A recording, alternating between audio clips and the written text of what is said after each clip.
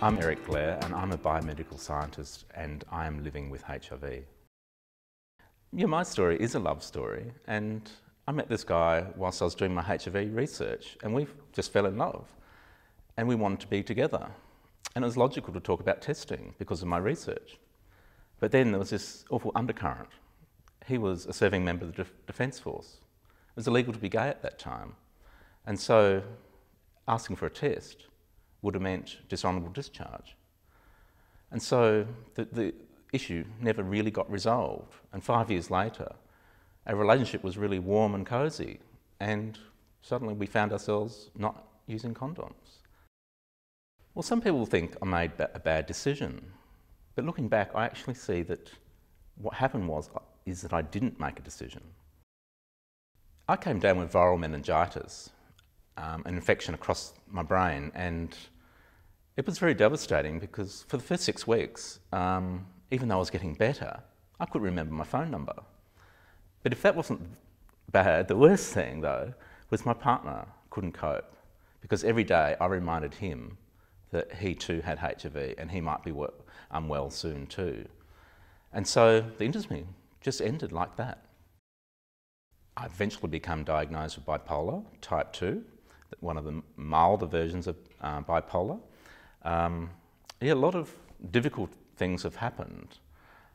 But the real thing that's kept me going is knowing and understanding, because there's so much stigma and discrimination because I'm gay, because I have HIV, and also because I have poor mental health. And all those things come together. And the only way of dealing with that is to know and understand, otherwise it's too much. Just dropping condoms like we did without talking about it is a recipe for disaster. Not being able to cope with the stigma and difficulties around a HIV test, not being able to talk about that is agony, it's painful, and it delivers pain too.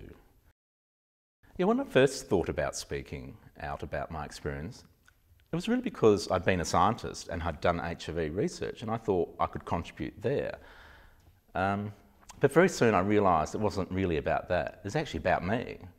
I don't really believe in altruism because I get so much out of it, and I'm really here today because I have been doing my public speaking. It gave me that sense of meaning that I lost.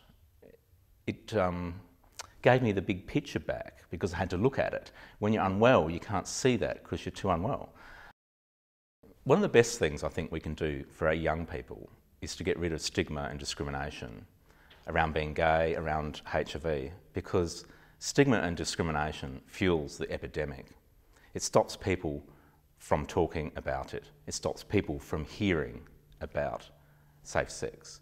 And it stops people from being confident in dealing with it in their own lives. It stops people from being confident in their relationship and being equal partners. And I think if we can do something for our young people about removing discrimination and stigma, we'll be doing a great thing. It does far more than handing out a pamphlet about condoms and HIV.